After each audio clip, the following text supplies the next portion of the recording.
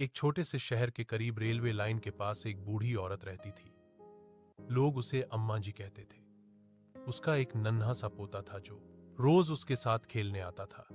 Railway line के किनारे जमीन बंजर और सूखी थी, जहां सिर्फ पत्थर और गर्द नजर आती थी। एक दिन बच्चे ने कहा, अम्मा जी, क्यों ना हम यहाँ एक पौधा लगाएं?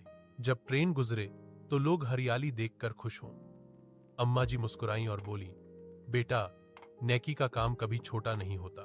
दोनों ने मिलकर मिट्टी नरम की, एक नन्हा सा पौधा लगाया और रोज उसे पानी देने लगे। जब भी ट्रेन सीटी बजाती हुई गुजरती, बच्चा खुश होकर हाथ हिलाता और कहता, देखना अम्मा जी, एक दिन यह बड़ा पेड़ बनेगा।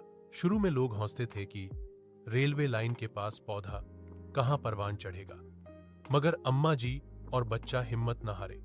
धूप हो या बारिश, वह रोज पौधे की देखभाल करते रहे। कुछ महीनों बाद पौधा हरा भरा हो गया।